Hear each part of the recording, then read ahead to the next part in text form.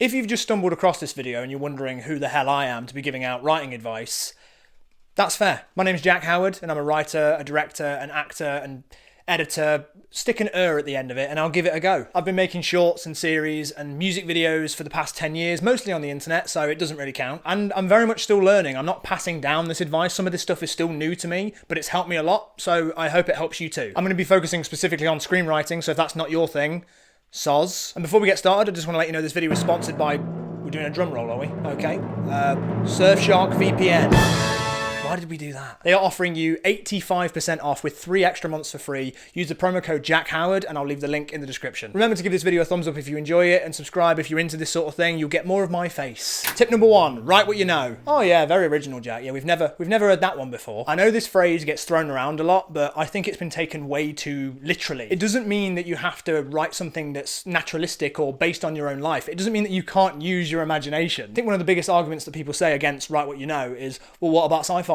What about fantasy? No one's ever met a real life alien before, have they? No one's ever travelled across a great land just to throw a ring into a volcano, have they, Jack? Is that writing what you know? No, obviously not, but all the best stories, I think, have something true at the core, something human. Inception, for example, is a big sci-fi heist action film, but at its core, it's a story about a man who wants to do the job so he can go home and see his children. You can write something meaningful to you and put it into a genre that you're most excited about. Also, some people have a wilder imagination, and doing straight up drama just doesn't work for them. So if that's you writing what you know. That's why I think I'm part of a comedy duo called Jack and Dean, if you don't know. That's why I think we work so well together. He has a well better imagination than I do. I'm more logical and structured, and I think that the combination works really well. Last year we made a short on the Jack and Dean channel called Emotional Baggage, and Dean and I both really wanted to make something about mental health. And the tone of that is really weird and cartoony, which is something that I wanted to do to lure the audience into a false sense of security before I hit them in the feels. But at its core, that short was about a guy who's happy to spend time on other people's feelings, but is repressing his own. Now that's not something that we discussed before we wrote the script, but it became the subtext of what we wrote because it came from our truthful experience. Tip number 2, why now? Why now applies to 2 things. Number 1, why are we meeting your character now? I like to think of it like the story you're choosing to tell is the most important moment of your character's whole life. So if your story takes place over a week, that should be the most important week of your character's life. And number 2, why tell this story now? This is a question that you will hear over and over again in meetings with people who decide whether or not this script gets to be anything other than just a file on your computer. Why do we need this time travel vampire romance in 2020? What does it say about the world we're living in? And then you'll be able to go, oh well, actually there's loads of social and political satire woven throughout it because I've thought about this. And if you do manage to do that in your vampire romance time travel movie, good job. Tip number 3, show don't tell. Do me a favour.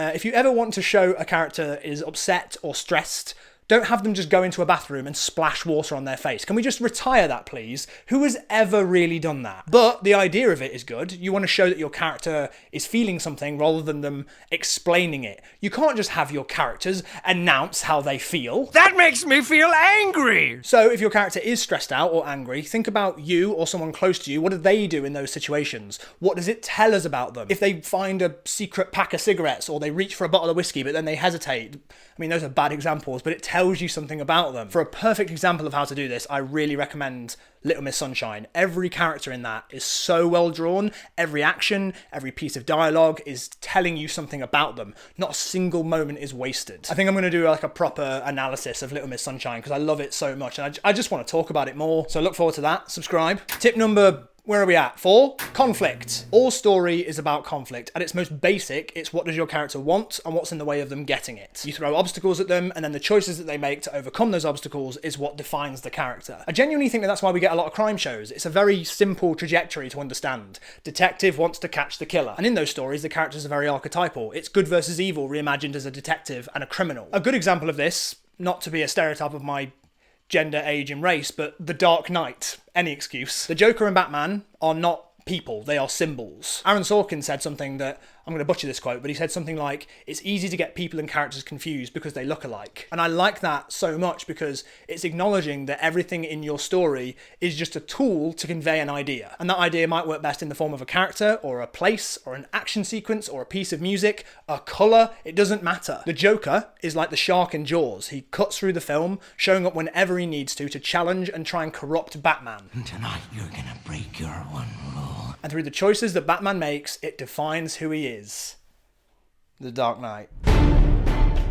The fifth and final tip, find your perfect protagonist. Sometimes you'll just come up with a great concept. You're like, wouldn't it be cool if this thing happened in a movie or a TV show? I've done it many times. You try writing it for a bit, it's all going well, and then all of a sudden you get stuck. And usually I find that's because I haven't properly thought about who my main character is or why they even belong in this story. Why is this happening to them? There are so many resources for script writing and storytelling, but the thing that I've gotten the most out of was an episode of Script Notes that's literally called How to Write a Movie. In that, Craig Mazin, who wrote the Hangover movies and Chernobyl and is currently adapting The Last of Us into a TV show and writing the next Pirates of the Caribbean film, Jesus, Craig, can you leave some work for the rest of us? He uses Finding Nemo to demonstrate how to write a perfect story for the perfect protagonist. Why is Marlin the Clownfish the perfect protagonist for Finding Nemo? Craig Mazin says, and this is a direct quote, "It's not enough to say, look, you love your kid is lost, you've got to go find your kid. Everybody loves their kid, right? Okay, but they go a step further. They say, you know what?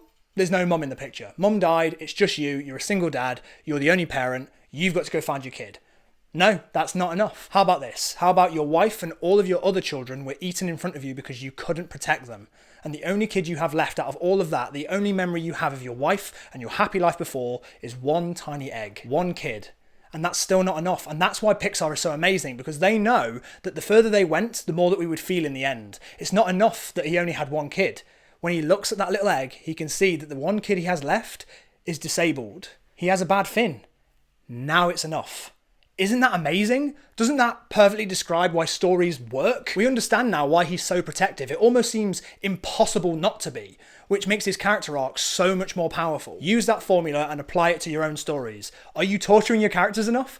Be mean to them. And that's it. I'm going to leave a bunch of resources that I've used in the description, along with the link to Surfshark. Remember, they're offering you a stupid 85% off with 3 extra months for free. Just use the promo code Jack Howard. Surfshark, or a VPN, which I'm sure you know, is a virtual private network that offers lots of very helpful data protection stuff, but also allows you to change your location so that you can unlock content from around the globe. That's how I've been watching John Oliver on YouTube recently. I just changed my location to the United States, and ironically, I get to listen to someone British talk sense about what's going on in the world right now, which I highly recommend. Thank you very much to Surfshark for sponsoring this video, and thank you for watching, and I'll see you.